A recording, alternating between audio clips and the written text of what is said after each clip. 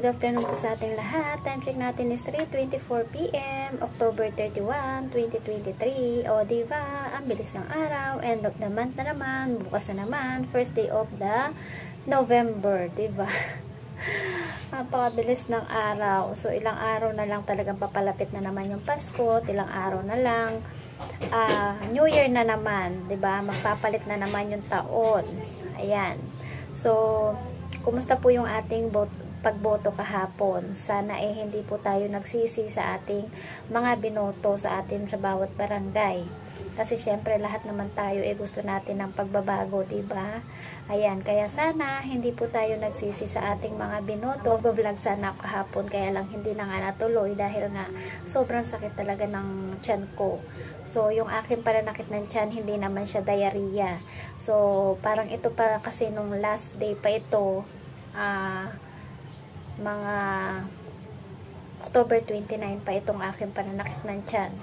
So, bali, pangatlong araw na siya ngayon. So, yung pananakit naman ng tiyan ko, parang yung hindi lang siya natunawan ng mga kinain ko. Ayan. Kaya, parang may hilab-hilab siya. Kaya kahapon, maaga akong bumoto para hindi ako aabutan ng maraming tao. 6 AM, umalis na ako dito sa bahay. Kasi sabi nga nila is 7 AM hanggang 3 PM ang start ng botohan at matatapos nga ng 3 PM. So, ayun, pag swerte naman, pagdating ko doon, mabilis lang din naman ako natapos. Kaya, nakapagbukas na rin ako ng tindahan, siguro mga 8 AM na. So, kaya, pag uwi natin ng bahay, humiga-higa na lang ako kasi nga, humihilap talaga yung tiyan ko. So, simula kahapon, hindi pa nga ako kumakain ng kanin hanggang ngayon. Puro tinapay lang ang laman ng tiyan ko. Kasi nga, ang hirap kumain. Pagka nalalamnan yung tiyan ko, sumasakit talaga siya ng sobra. Tapos, halos hindi ko malunok yung kanin. So, hanggang tinapay lang ako yung aking nakakain. Ayan. So, ayan na nga, hanggang ngayon, masama pa rin yung pakiramdam ko. Nilagnat na nga ako kagabi. Kaya lang, napilitan na nga tayong mamili na pumunta tayo sa grocery store kanina dahil nga kailangan na natin mamili. Kasi kahit naman na meron akong mautusan na anak, pagka naman nag-utos tayo, palagi naman may mali at palagi may kulang sa ating mga inuutos. Kaya talagang ako na lang ang pumunta sa grocery store kahit na masama talaga yung pakiramdam ko. Tapos nagpasundo na lang ako sa anak ko kasi may kabigatan din yung ating mga pinamili. So, isa yan sa ating isa pa na kalaban bilang negosyante na kahit na talaga may masama yung pakiramdam mo, talagang hindi pwedeng hindi ka kikilos. Kahit naman, diba, pag empleyado ka, mapipilitan ka pa rin pumasok. Kahit na masama yung pakiramdam mo kasi nangihinayang kasakitan mo sa isang araw.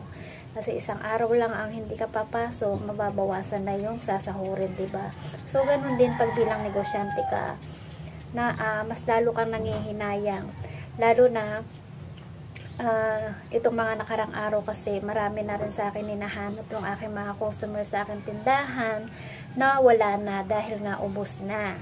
Kaya isa pa yan talaga guys na pagka yun nga yung mga sinasabi ko dati sa aking mga vlog na hindi tayo talaga pwedeng maubusan ng mga items sa ating tindahan, lalo pag mga fast moving items kasi talagang isa lang ang wala sa mga binibili o hinahanap ng ating mga customer, talagang sayang yung kita, diba?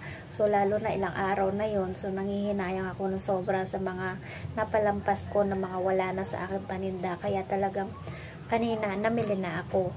So for today's video, mag-haul and unboxing lang tayo sa ating mga pinamili kaninang umaga sa ating para sa ating tindahan.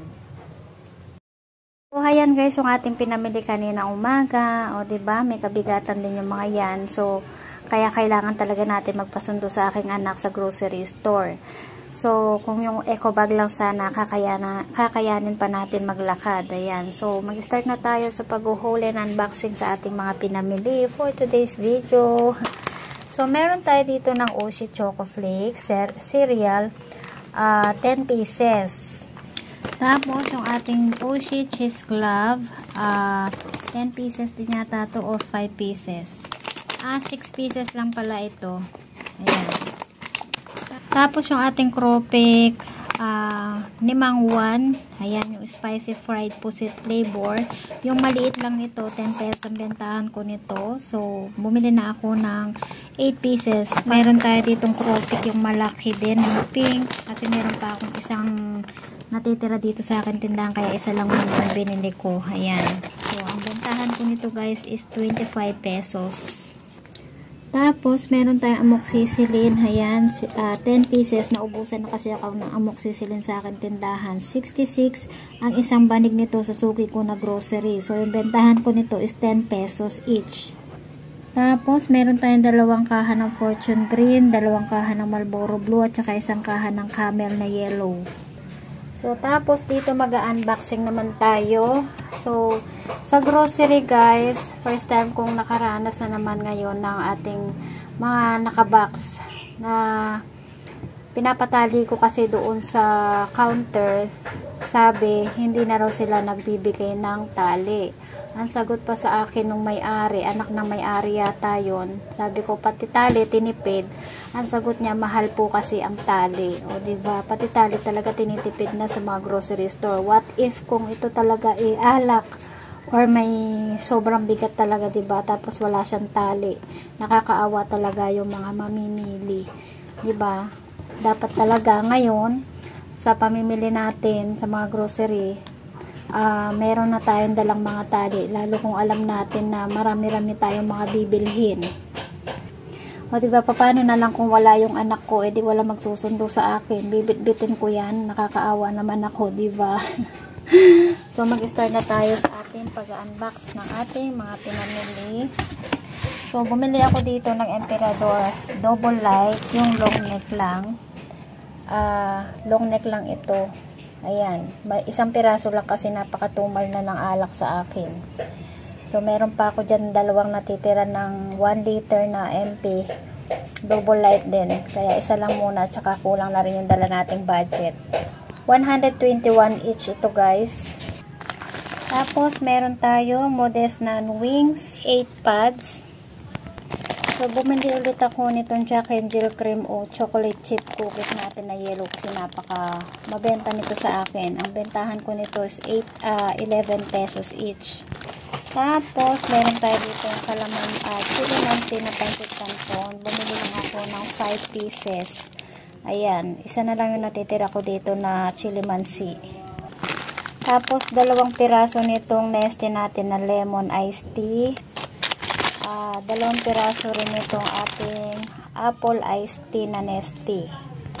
Tapos, yung ating beef flavor na Lucky Me, 5 pieces lang din yung aking binili nito. Tapos, 5 pieces lang din ang ating Lucky Me chicken. Tapos, isang tayo ng Nescafe Creamy White. Tapos, meron akong binili rito ng Nestle All-Purpose Cream, yung malaki. 250 ml. Bumalik na ito sa dating presyo niya guys. 67 yata. 67.90. O diba, bumaba na yung ating Nestle cream. Tapos, 5 pieces ng ating UFC ketchup na pouch. Ayan. Tapos, meron tayo Nescafe dito na 43 grams. Pang personal ko lang ito. Wala sa akin bumibiling ganito. Napaka slow moving na ang Nescafe ko na ganito. Kaya hindi na ako nagtinda. Tapos, meron tayong Chucky rito. Yung ating maliit na Chucky. Ito rin ang isa pa na hinahanap ng ating customer ng isang araw. Wala na tayong maibenta. Isang pack nito is 6 pieces. So, ito naman mga naka-plastic natin is bubuksan ko lang yung plastic. So, may nabili tayo guys na 6, buy 6, get 1 free. Yung pink natin, itong mga nakarang araw, fast moving ito sa akin. Kaya pabor talaga. Bumili ako ng, bali, 3 ganito. Ayan, bali, 21 pieces ito lahat. So, ayan, bali 3 haba ng ating downy pink. So, bali, meron na tayong dagdag kita dyan na 3 piraso. Tapos, nung cream silk triple keratin natin rescue red, kalahating tayo lang yung binili natin ito. So, ganoon din ang ating Colgate red, kalahating tayo lang ang aking binili. isang tie ng Palmolive pink, tatlong tie naman ng XL pack 60 grams kala with fabric conditioner. Tapos fabric conditioner natin na surf na white, ayan, 6 pieces. Dolox natin na malaki, 1000 ml, pang personal lang natin tong gagamitin. Pagkatapos natin magkalat, maglilinis naman tayo. So magdi-display naman tayo ng aking mga pinamili. Ayan, thank you for watching. At sa mga ka-whitey friends ko, maraming salamat sa walang sawang suporta. Please subscribe to my second channel. And follow me and like to my FB page, Goddess Vlogs. You can join also to my group, Sari Sari Owner Business Group. It's all about Sari Sari business.